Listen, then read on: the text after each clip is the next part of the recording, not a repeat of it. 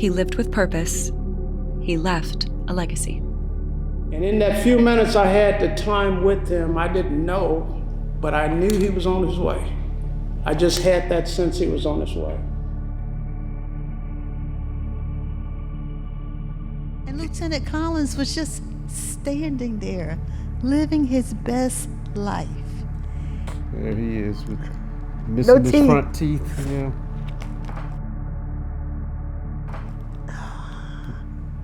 There's Audrey. There's Audrey. Baby and grandma. Wow. Oh, this is late.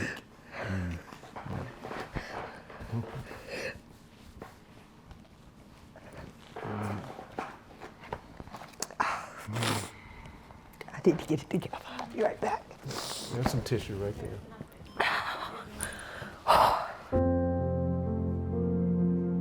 I take it upon myself to sit there. Being a student at the University of Maryland, if students pass, I ask them, do you understand Collins Plaza and what happened? Some know.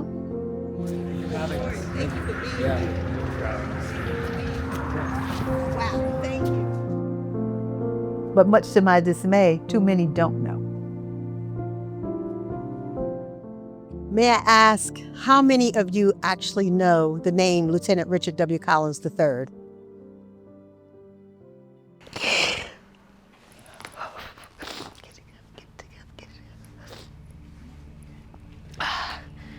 Even though he's no longer here, we don't love him any less. The love is just as great now as when he was walking through the rooms in this house, and that's how I would say we carry on in spirit. It's something that will never die, and I guess until we die. Correct. The life of Lieutenant Richard W. Collins III was and is rich with love. Basically, full of energy, very curious, inquisitive, and always looking for a new challenge. So he wanted to challenge himself. He was competitive. He wanted to compete. He played the big brother.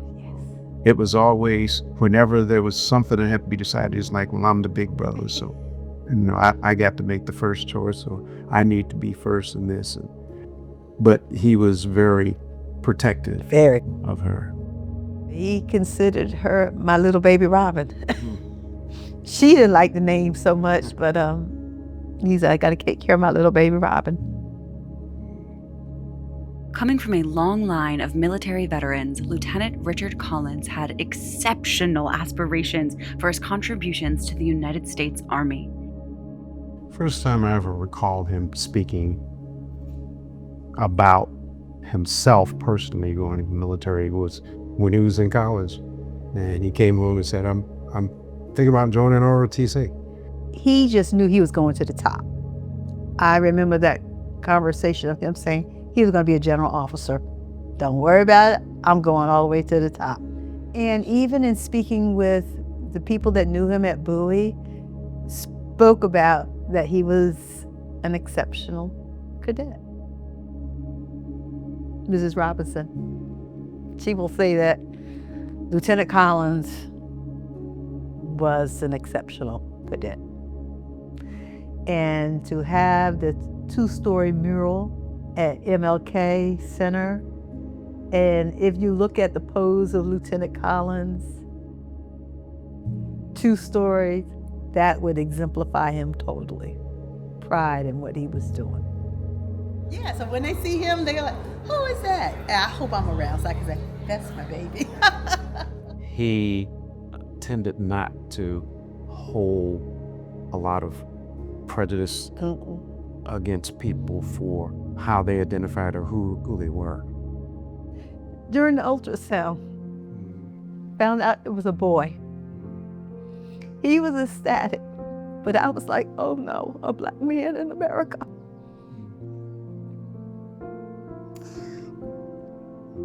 On May 20th, 2017, Lieutenant Richard W. Collins III was murdered on the University of Maryland campus by a white UMD student. It was terrible and unforgettable tragedy nearly 8 years ago when we lost Lieutenant Collins on my campus. Yeah. So bittersweet. Mere days before his graduation ceremony, the now convicted murderer approached a group of students specifically targeting Lieutenant Collins, the only Black person in that group, demanding that he step left if you know what's good for you.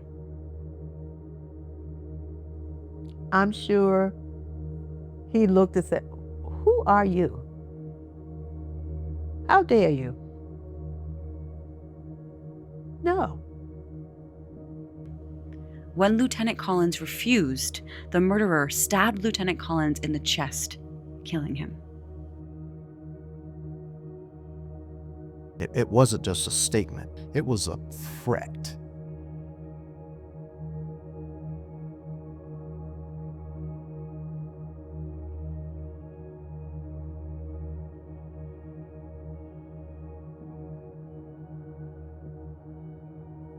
Looking back on it, the individual who made that statement knew the evil intent that he had, and that was to do bodily harm and to use deadly force in carrying out the bodily harm. Lieutenant Collins was just standing there, living his best life. He was celebrating the fact that he was going to be able to serve this country. The day of Richard's commissioning was a high point for us. It was another, I made it, I did it, I'm on my way. He had orders as an intel officer. He was going to be stationed in Korea. We celebrated with family and friends that came up, and we went to dinner. We celebrated at Margiano's. I can't go to that restaurant to this day. But I remember at the end when the bill came, he was like, "Give it to them." Yeah, we're used to that. As I begin my military career, I'll keep each one of you that helped shape me in my heart and close to my mind. I'll never be a stranger. Thank you. And in a matter of seconds, and that's the end of it. It's senseless. That disgusting scourge of hatred for someone else because. And people have heard me say, that does not need to exist on any institution of higher learning. You're here to learn, to open your mind, not to close it. We need to place emphasis on ensuring that every person is treated with humanity.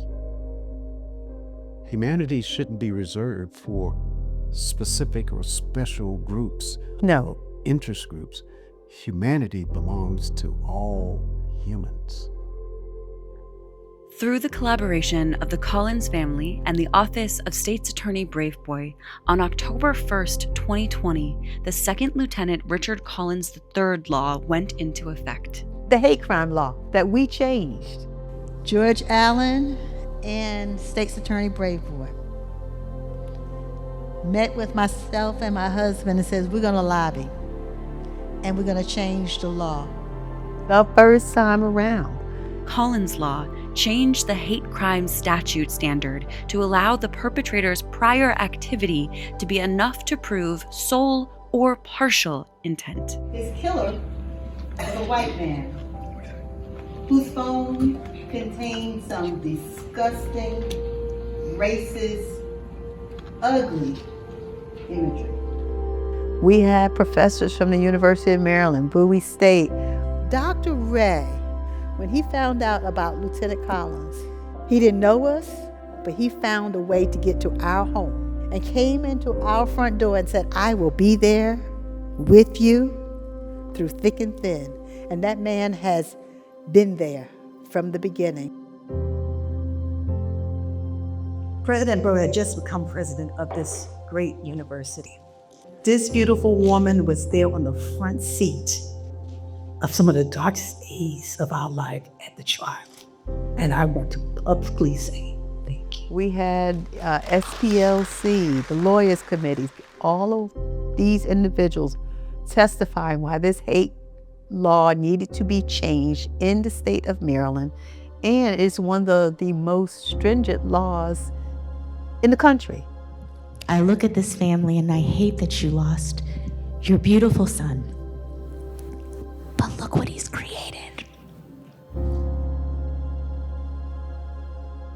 In the same month that the Collins Law went into effect, the Bowie State University and University of Maryland Social Justice Alliance was certified as a joint organization between both institutions.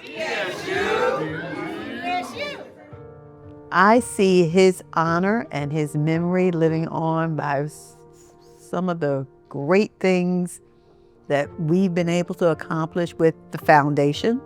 The Social Justice Alliance is amazing, with the two schools, Bowie State and the University of Maryland, coming together. This institution has been rooted in a fight for equity, access, and the right to be educated in a world that so often denied those rights to people who looked like us, newly freed citizens. And so it is fitting that we are gathered here today on this sacred ground to continue that legacy through the work of the Social Justice Alliance. The SJA supports research, teaching, and community partnerships to address racism on both campuses. As a white woman on these lands and this earth, racial justice is my work. Both institutions have also established a scholarship fund. Oh, and then we were honored at the White House under President Biden. The garden honoring Lieutenant Collins is located in Costa Rica and stands as a beautiful tribute to the impact Lieutenant Collins' legacy leaves on not just Maryland, but on the world. The Do Good Challenge, winning that, is amazing. It is a uniquely devastating tragedy for parents to outlive their children, often leaving some things unspoken because there should be more time. For me, it will be, son, you will never be forgotten on my watch. When they want to hear about you, I'm going to talk about you. When they don't want to hear about you, I'm going to talk about you. Because you mattered, you were not a mistake, you were loved, you were cherished, and you're ours. I was having a conversation with Robin about people forgetting or we're not honoring Richard. And she said to me, Mom, we honor Richie every day. Since he transitioned, we think about him, we speak his name. He is never forgotten in this house. And for us to hear anyone say, oh, it gets better, and no, I'm on the front lines, and to whomever I can speak his name, I'm going to say it. Because at the end of the day, you can't give us what we want, and that's our son. The life and legacy of Lieutenant Richard W. Collins III continues to change the world for the better. As I've often said, anyone that has been in my circle knows, I've said I'm taking this national. Not quite sure how, but I know I'm not going to be quiet, and the world will know his name.